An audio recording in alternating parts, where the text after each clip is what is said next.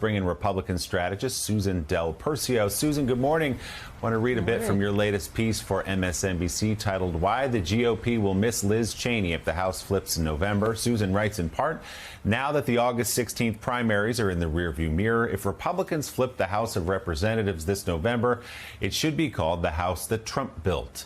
This is not a strong house built on a solid foundation, more like a flop house built on a swamp, and its caretaker, likely to be current House Minority Leader Kevin McCarthy, is going to have his hands full with two likely Trump-backed newcomers, Wyoming's Harriet Hageman and former Alaska Governor Sarah Palin. In a scenario where Republicans control the House, it will be these Trump-backed candidates who will cause the most agita in the party. While political fortunes can be won and lost over 32 times in the next 80 or so days, it looks like there will not be a big red wave here, but rather a red ripple, which will leave Congressman McCarthy with a much slimmer majority, one where every vote matters. All of this may be enough for Representative McCarthy to long for the days when he worked with principled conservatives like outgoing Representative Liz Cheney. So, frankly, Susan, as you know, this looks like the likely outcome at this point, that you're going to have a new House of Representatives that flips that way and is populated by the kind of candidates you talk about. The Senate is a different conversation. We've heard Mitch McConnell sounding a little bit less bullish on his party's chances because of candidate quality. But what will Kevin McCarthy have on his hands if he does, in fact, become Speaker in January? Well, Willie, they used to say being majority leaders like herding cats. I think this is probably like herding cats that have ADD. You're going to see these loudmouthed, Trump-backed Republicans that do not believe in democracy, that have the craziest conspiracy theories known to mankind out there, space lasers, etc. But the big point is that Kevin McCarthy needs every vote in order to move any part of his agenda down the road, even if it doesn't get passed by the Senate or voted in by, or signed in by Biden.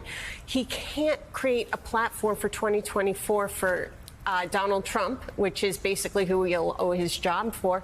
So he's going to fail miserably. Right now, Nancy Pelosi only has about 9 votes over the Republicans.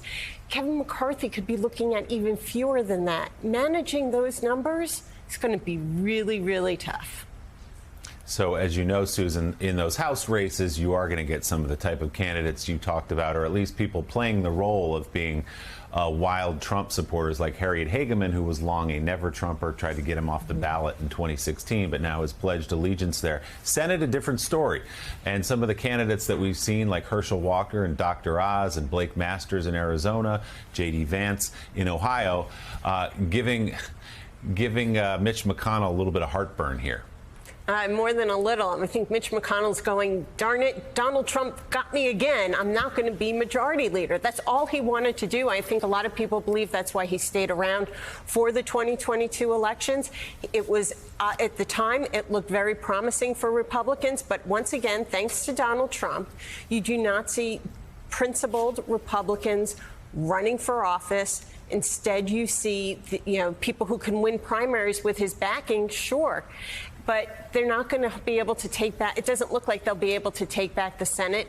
And the biggest problem for Republicans is that there are very few principled Republicans right now, which make it very difficult for Mitch McConnell even to be an effective.